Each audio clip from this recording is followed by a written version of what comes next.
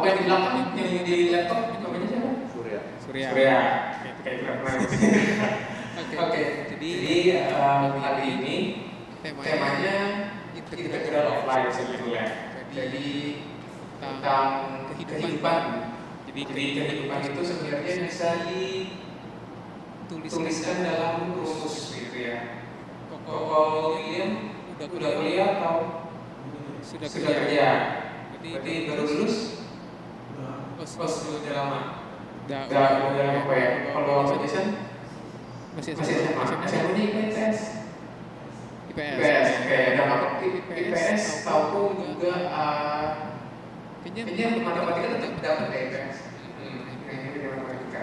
Oke, boleh lanjut. Ini jawab aja. Jadi kita dulu kali ya. Nama aku ini Ananda Korjaya.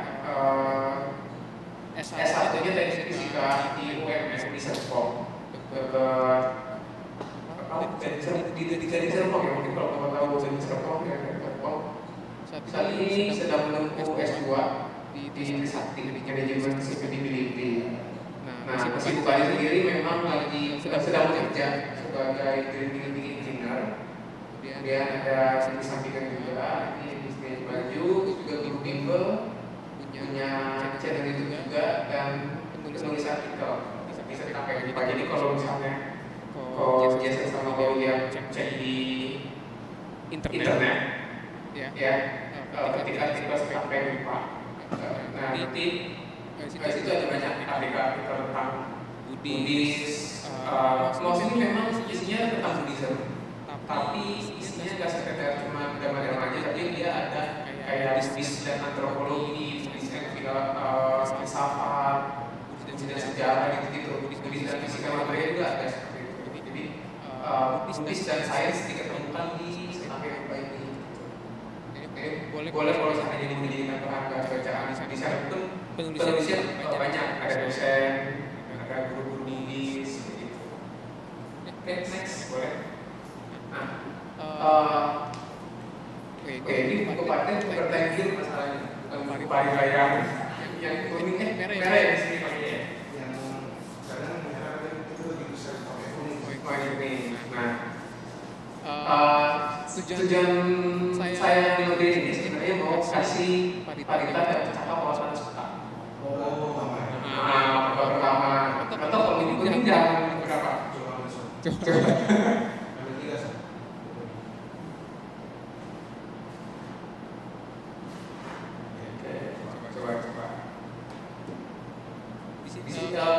Kalian udah pernah baca buku, baca Wawasan Suka belum? Sudah ya? Pasietin atau positif ya biasanya? Asada ya? Asada baca Gaman Cakap Wawasan Suka. 254 ya? 254. Nah, itu kan banyak ya? Nah, itu adalah pembahasan sama muda ya? Yang seperti itu. Nah, ini baca artinya juga nggak teman-teman waktu baca? Atau penyempalannya aja?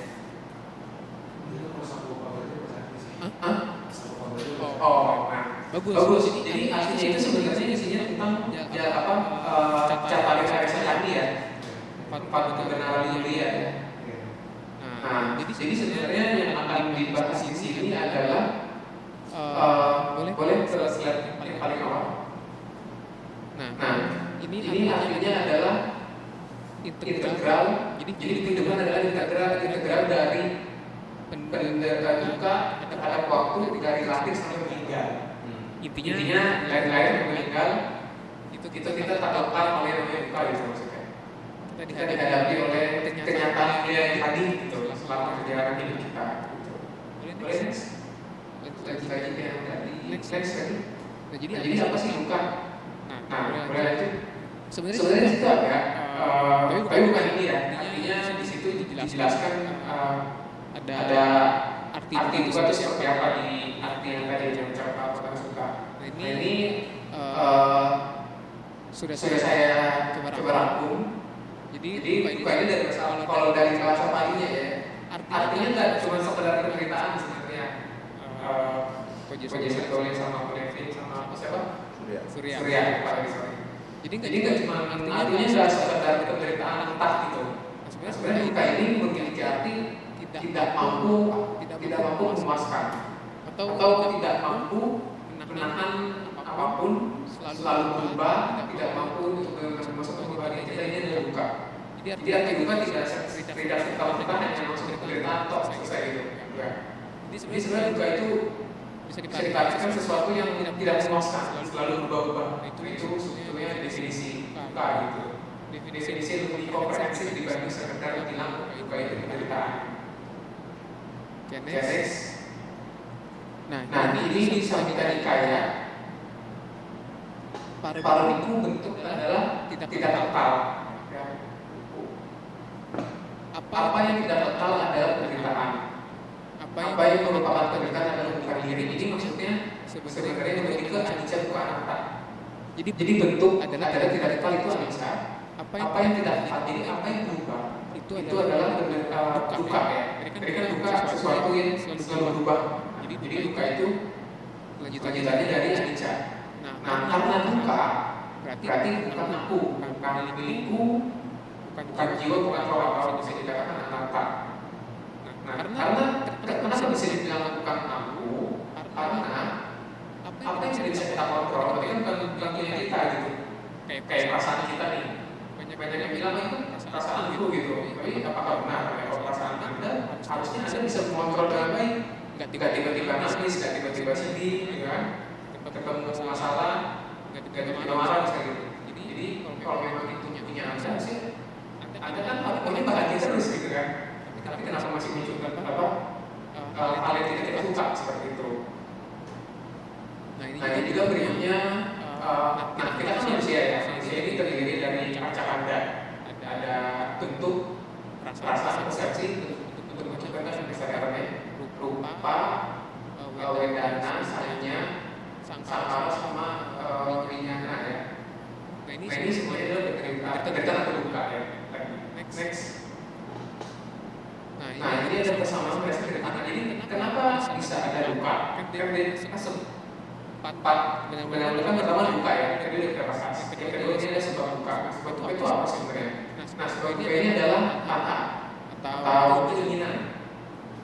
Nah, ada tiga. Ada kamatana, kawarata, dan di bawah tangka. Nah, kamatana ini sebenarnya maksud keinginan melalui panca indera kita, dari mata, telinga, hidung, lidah, sama kulit rasa. Gampangnya adalah ketika makan makanan yang kita suka. William suka makan apa? William suka nasi goreng biasa? Sama. Kevin sama. Mas Surya sukanya makan apa? Samcan. Nah, samcan ini bakmi nasi goreng. Suka. Begitu dapat itu makannya nafsu. Kalau itu terus menikmati rasa enaknya gitu ya. Nah, itu salah satu bentuk dari kamatana. Atau mencium bau-bauan yang bau busuk misalnya, yang baunya tidak enak gitu ya. Kita menjadi tidak bisa menerima keadaan menderita. Itu bau-bau banget, bla macam-macam. Nah, kemudian ada bawah tanah. Kalau bawah tanah lebih ke keinginan untuk istilahnya muncul ya, keinginan untuk menjadi misalnya setelah apa namanya bisa dikatakan menjadi itu dalam artian ingin hidup gitu, ingin ada terus. Kalau di bawah tanah lawannya dari bawah tanah. Kalau bawah tanah ini menjadi, kalau di bawah ingin tidak menjadi. Misalnya ada kita kenal ya, ada konsep setelah kehidupan ini tidak ada kehidupan lain. Kan itu yang ada konsep seperti itu. Nah, itu sebenarnya kita di bawah tanah. Jadi punya pikiran bahwa setelah ini kayak you only live once. Nah, itu sebenarnya di bawah tanah tuh. Begitu. Nah, itu adalah penyebab dari duka. Karena ada keinginan seperti itu. Melekatan. Nanti akan akhirnya itu melekatan. Oke, lanjut. Nah, sebenarnya apa sih? Biar istilahnya kalau kita ada keinginan atau ada sesuatu yang tidak kita inginkan, jadi ada keinginan dan tidak diinginkan, ya kita let itu aja gitu, biarin aja. Nanti juga akan mereda sendiri. Misal lapar makan terakhir siang misalnya, terus sorenya udah lapar tuh, ingin makan, kebetulan lagi atas sila misalnya, lagi ambil atas sila yang salah satunya tidak makan sebanyak 12 jam, lapar tuh. Nah, bagaimana? Ya kita let itu aja, kita sadari lapar. Nanti lama-lama laparnya hilang. Gitu. Atau kayak meditasi kesemutan. Tadi ketika meditasi kesemutan nggak? Udah biasa kan. Biasanya ketika meditasi awal-awal itu kesemutan yang biasa ya. Itu kesemutan. Kesemutan itu hal yang sebenarnya bagi pemula hal yang menakutkan ya, karena mengganggu konsentrasi gitu. Tapi ketika sudah terbiasa, kesemutan ini bisa kita atasi sebenarnya dengan apa? Kita sadari dan cuekin aja gitu. Kita sadari ada titik-titik kesemutan itu nanti jadi langsung sendiri gitu. Kita apa? Jangan kita nilai ya. Misalnya kalau meditasi itu bilang para praktisi meditasi bilang kalau ada fenomena yang tidak kita suka atau apa yang dia suka gitu ya, suka atau tidak suka itu kita sadari tapi jangan dinilai. Misalnya tiba-tiba lagi meditasi ini kan nyaman ya, enak ya. Nah saat meditasi itu nyamannya ini yang sampai dinilai, sadari oh ini selesai gitu. Atau ini apa ya, itu udah meditasi tuh. Oke lanjut. Nah ini lenyapnya duka. Jadi ketika sudah duka itu apa? Sebabnya sekarang lenyapnya. Lenyapnya duka ini next. Nah ini kedamaian atau bisa dikatakan peace atau kita sebutnya sebagai nibbana yang lenyapnya duka. Oke lanjut. Nah nibbana ini ada dua. Ada saupa dan adipalisesa. Nah kalau saupalisesa ini adalah nibbana yang dicapai ketika masih ada jasmani. Jadi ketika arah masih itu dia sudah nibbana, tapi jenisnya adalah saupalisesa, masih ada jasmaninya, belum terhapus semua kacamanya gitu. Nah kalau adipalisesa ini nibbana yang sudah meninggal, jadi dia mencapai pencerahan sempurna terus meninggal gitu. Misalnya kayak Mahaparinibbana ya, Sang Buddha ketika Mahaparinibbana itu adalah bulan sedasa, jadi sudah tidak ada jasmani lagi, mencapai kondisi nibbana. Nah nibbana ini apa? Boleh lanjut. Nah nibbana ini sebenarnya sangat kompleks ya, maksudnya bagi seseorang yang belum mencapai nibbana itu tidak bisa menjelaskan secara experience atau secara pengalaman. Masuk saya juga, saya punya nibbana gitu kan. Nah, tapi nibbana ini bisa secara teori bisa dijelaskan kayak kondisi yang antara bisa dikatakan tidak dilahirkan juga bisa dibilang demikian, atau dibilang dilahirkan pun juga bisa dibilang demikian gitu. Nah ini konsep yang sebenarnya harus jika ingin kita bisa mengerti secara dalam, kita harus mencapai itu gitu. Nah, yang menarik adalah saya cari materi nibbana ini ada di sini nyarinya di Samagipala. Teman-teman mungkin pernah buka Samagipala buat bacaan Buddhis. Nah, dia ada kutip apa namanya kata-kata dari Oppenheimer. Nah, makanya di sini Oppenheimer. Kau sama Smithson nonton? Belum. Oh udah. Belum. Maksudnya nonton nggak Oppenheimer? Kayak apa? Oppenheimer ini bapak atom. Jadi intinya dialah yang menemukan bom nuklir ya, bom atom. Oke lanjut. Nah ini sedikit quotes aja. Jadi ketika teman-teman nanti nonton Oppenheimer, dia bilang ini, no I am become dead, the destroyer of Europe. Ini bikin apa ketika ini film itu merinding karena dia mengatakan ini ketika dia melihat bom atom di depan dia yang dia buat itu yang dites pertama kali, dia melihat itu langsung dia bilang ini, dia merasa bahwa dia apa ya menjadi seperti dewa kematian gitu loh, menghancurkan dunia. Nah apa sih yang dikatakan oleh yang sehubungan dengan konsep nibbana. Boleh lanjut? Nah, jadi Oppenheimer orang yang sangat pintar, dia bilang gini, kita tahu ya bahwa substansi terkecil itu atom ya, ada elektron, proton, dan neutron. Nah, dia bilang neutron sama proton cenderung stabil di dalam inti atom, tapi elektron itu muter-muter. Teori, saya lupa teori siapa itu, teori bilang elektron itu muter-muter gitu kan, bisa kita inti atom kayak apa surya gitu. Nah, jadi si Oppenheimer ini bilang, kalau ada yang nanya apakah kedudukan elektron tetap sama, kita jawabnya enggak gitu. Tapi kalau ada yang nanya, oh berarti kedudukan elektron itu berubah setiap waktu.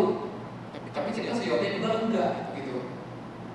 Nah, bila kita bertanya apakah elektron bergerak, kita juga harus menjawab tidak. Nah, ini seperti tadi yang dibahas sebenarnya. Tapi kalau mencapai dibahas, apakah dia dilahirkan? Enggak. Apakah dia tidak dilahirkan? Juga enggak. Jadi ini apa namanya? Konsep Sampur ini secara langsung sama Oppenheimer tuh nyambung gitu ya, nyambung dan bikin mudah dimengerti sebenarnya. Kalau kita pakai perumpamaan ini, ibarat elektron dibilang bergerak juga enggak, dibilang diam juga enggak gitu. Sama kurang lebih kayak Nibbana tadi. Apakah dilahirkan? Enggak. Apakah dilahirkan? Juga enggak gitu. Oke, lanjut. Nah, sekarang kita jalan menuju lenyapnya duka. Nah, ada 8 yang jalan mulia berunsur 8. Oke, ini boleh buka PDF-nya.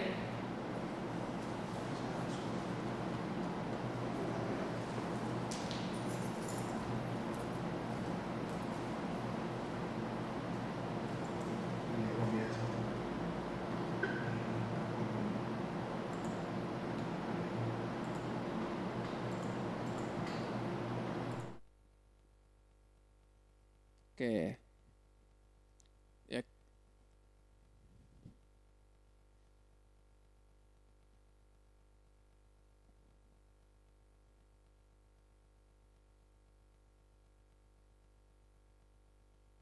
Oke, nggak apa-apa, gini aja. Nggak usah full screen. Ya, nggak apa-apa, gini aja. Nah, ini ada cerita tentang jalan mulia berunsur 8. Nah, boleh scroll ke bawah. Oke, pelan-pelan aja, terus, nah jalan mulia berunsur 8 tuh isinya apa sih? Oke, lanjut terus,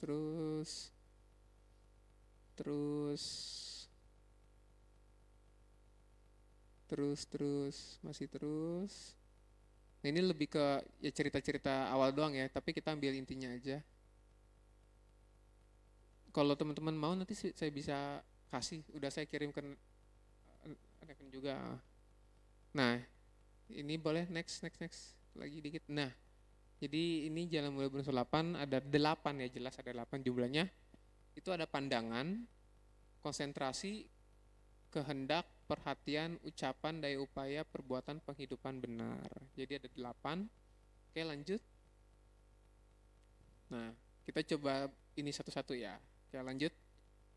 Next, nah ini seperti ini.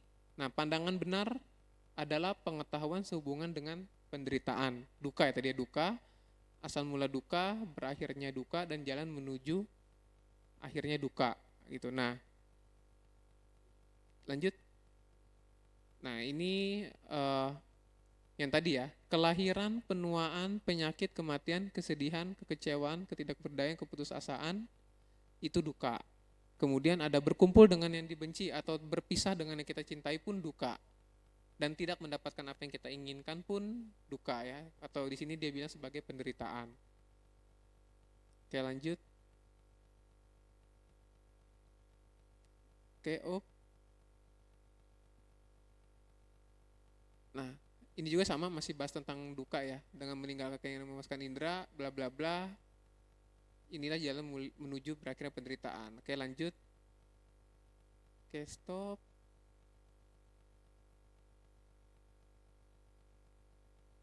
Nah, ini juga penting ya. Pandangan benar membuat seseorang bisa membedakan pandangan yang tidak benar. Jadi ada pandangan benar dan tidak benar. Nah ini pandangan yang tidak benar ini ada misalnya di sini disebutkan ada 4, tidak ada akibat dari perbuatan baik atau buruk. Nah itu pandangan salah ya.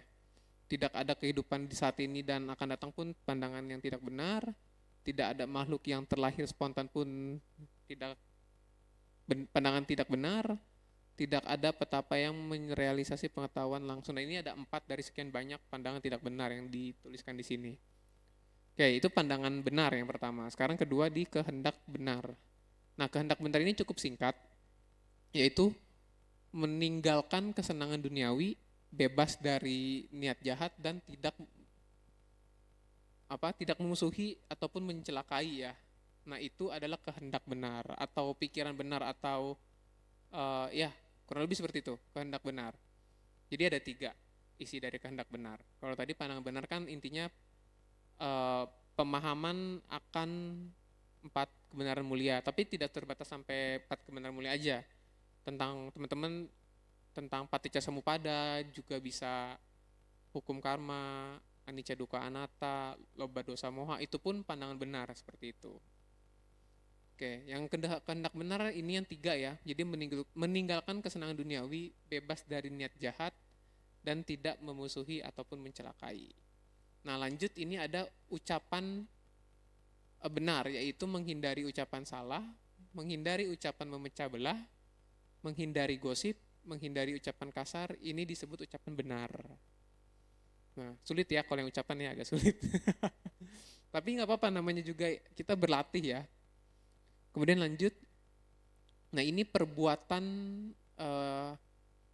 benar ya, perbuatan benar ini adalah menghindari pembunuhan, ya, menghindari mengambil barang yang tidak diberikan, kemudian menghindari perbuatan seksual yang salah. Nah ini sila ya sebenarnya ya, sila. Nah tadi sudah 4 ya berarti ya. Ini yang perbuatan benar. Kemudian kita lanjut. Nah ini mata pencarian ya, benar. Ini mata pencarian. Ya, penghidupan yang salah. Mata pencarian yang salah itu adalah berdagang senjata, makhluk hidup, daging, makanan atau minuman yang memabukkan dan racun. Nah ini daya upaya atau penghidupan yang salah. Ya yang benar berarti lawannya, berarti tidak menjual senjata, tidak menjual makhluk hidup dan sebagainya. Oke, ini penghidupan benar. Kemudian kita lanjut ke daya upaya. Nah, tadi kan mata pencarian, sekarang daya upaya. Nah, kalau daya upaya ini isinya ada 4, yaitu tidak berusaha agar keinginan buruk tidak muncul, jadi nggak munculin keinginan buruk, kemudian menghilangkan keinginan yang sudah muncul, keinginan buruk yang sudah muncul. Ketiga, memunculkan keinginan yang baik gitu ya istilahnya. Dan terakhir mempertahankan keinginan baik itu gitu. Atau bisa dibilang nggak usah keinginan deh, ke kualitas.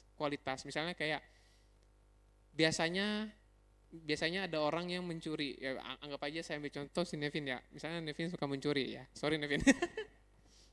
Suka mencuri. Berarti kan itu di poin kedua ya. Berarti kan Nevin harus meninggalkan itu karena sudah terjadi. Nah ada lagi misalnya Jason nih.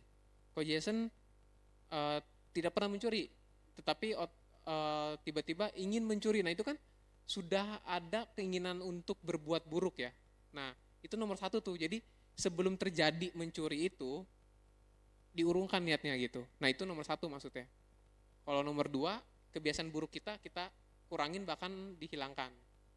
Nah untuk kalau nomor 3 yang biasanya kita tidak pernah berdana atau meditasi, nah mencoba meditasi. Nah itu nomor 3. Jadi melakukan hal yang positif lah istilahnya gitu. Nah kalau yang keempat dipertahankan. Jadi misalkan udah meditasinya dirutinin gitu, dipertahankan seperti itu. Jadi ada 4 kualitas ya. Tidak memunculkan kualitas buruk, menghilangkan kualitas buruk, memunculkan kualitas baik, dan mempertahankan kualitas baik seperti itu. Nah lanjut. Nah ini ada perhatian benar. Perhatian benar ini berhubungan dengan meditasi sebenarnya. Jadi kalau di meditasi ini namanya satipatthana ya, 4 satipatthana. Ini ada ketika bermeditasi mengamati jasmani. ya dengan netral yang tadi sudah aku katakan di awal, dengan netral jadi tidak dinilai. Aduh ini sakit banget gitu, aduh ini gatel banget gitu. Nah itu udah nggak netral tuh. Kalau netral disadarin oh sakit selesai gitu. Oh ini tuh rasanya sakit selesai gitu. Nah itu jasmani. Ada lagi perasaan, pikiran dan objek batin ya.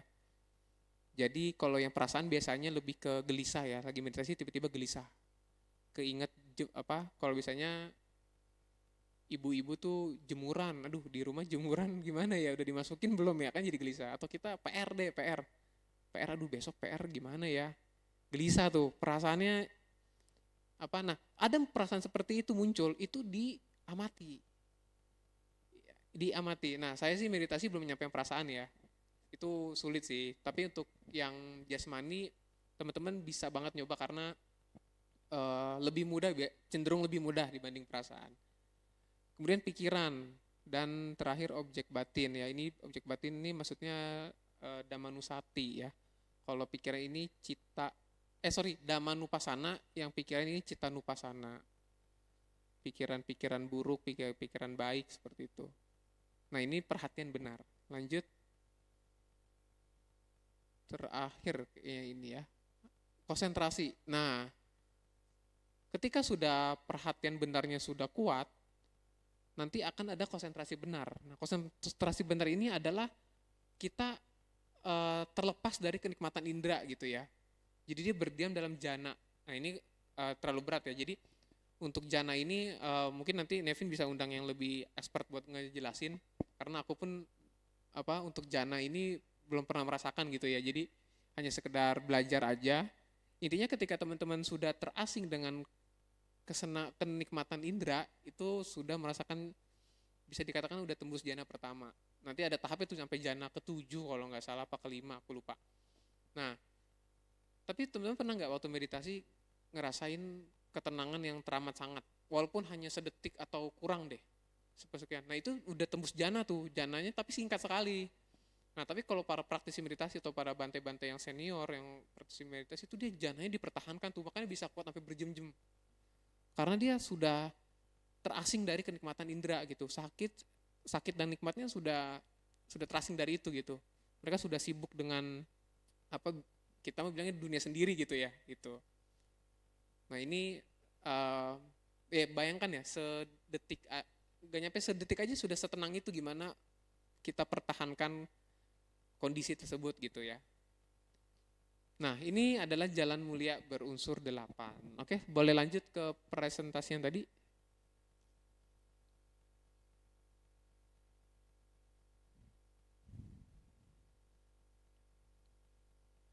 Oke lanjut next. Oke lanjut. Nah jadi sebenarnya kesimpulannya, yang boleh lanjut next lagi yang tadi ada grafik. Nah sebenarnya kesimpulannya ini sih. Jadi kita udah sampai di kesimpulannya, ini cepet banget nih. Gak apa-apa ya, Devin ya, gak apa-apa ya. Nah, nggak perlu dipusingkan ini grafik apa, tapi yang mau saya sampaikan adalah ibarat hidup kan naik turun. Nah itu beres ya, gampang ya naik turun ya. Naik turun, kadang kita ada di titik tertinggi, kadang kita di titik terendah, gitu kan. Nah hidup itu seperti ini teman-teman, jadi naik turun. Kita lahir, anggaplah birth ya, birth ini di titik 2 misalnya, death di titik 8, ini perumpamaan aja ya. Artinya kita akan lahir dan meninggal. Ketika meninggal pun akan terlahir kembali, entah sebagai apapun itu, dewa, alam peta, atau manusia gitu ya. Nah, selama durasi kehidupan itu, kita akan mengalami naik turun gitu. Apalagi manusia ya, dalam konteks manusia ya. Kalau dalam konteks 4 alam bawah sih udah jelas di bawah terus ya, menderita terus gitu. Kalau dalam dewa udah jelas akan mengalami kesenangan terus. Tapi ini sebagai manusia, grafik ini adalah sebagai manusia kita ya. Kita akan mengalami naik turun. Nah ini sebenarnya adalah bentuk integral dari kehidupan. Nah, jadi apakah kita cukup dengan melakukan Pancasila atau kebaktian biasa? Sebenarnya nggak cukup. Kita harus mengembangkan dari Pancasila itu kan sebenarnya bentuk pasif ya. Kayak aku menghindari apa, ada 5 yang kita hindari. Itu kan tindakan pasif, artinya kita melakukan yang didaya upaya ya. 2 pertama, tidak memunculkan kualitas buruk dan menghilangkan kualitas buruk. Nah, itu Pancasila tuh. Tapi ada lagi Pancadama. Pancadama tuh isinya kejujuran, kesetiaan, cinta kasih. Jadi lawannya, bukan lawannya ya, pelengkapnya Pancasila. Kalau Pancasila pertama kan menghindari pembunuhan. Dilengkapi dengan Pancadama yang pertama itu cinta kasih seperti itu. Yang ucapan tidak benar itu dengan kejujuran. Nah, kayak gitu. Jadi pelengkapnya. Nah, setelah kita melakukan Pancasila, ya kita sebaiknya melakukan Pancadama, kegiatan aktif, yaitu nomor 3 dan 4 yang tadi ya, di daya upaya. Artinya memunculkan kualitas baik dan mempertahankan kualitas baik. Nah, cukup nggak sampai situ? Ternyata enggak, teman-teman. Kita juga harus mengembangkan perhatian benar dengan tadi meditasi. Dengan meditasi. Jadi, kalau udah kayak gitu enak, teman-teman. Jadi artinya kita hidup pun akan lebih tenang dan siap menghadapi yang namanya duka ini nih, turun naiknya ini kan. Ketika senang pun tidak selamanya senang kan, nanti akan turun, kita entah sedih lah atau kecewa atau apa, nanti naik lagi kan, itu kan itu ketidaktetapan ya, artinya grafik ini selalu berubah, nggak konstan gitu ya. Ini kan naik turun, jadi ada anicca di situ, dan itu adalah penderitaan atau duka. Seperti itu. Oke, lanjut. Nah, ini materinya teman-teman, kalau Jason, kalau William mau scan juga silakan, atau mau ngetik juga di Samagipala di internet juga bisa, karena ada di sana semua. Lanjut. Oke, mungkin itu aja sharing dari saya. Mungkin dari Ko Jason, Ko William, atau Ko Nevin, Ko Surya ada yang mau didiskusikan gitu, boleh banget kita coba diskusi. Karena harusnya sampai jam berapa Nevin aku? 8:30. No, ini masih 20 menit ya. Ya, mungkin ada yang mau didiskusikan atau ada yang ingin ditanyakan.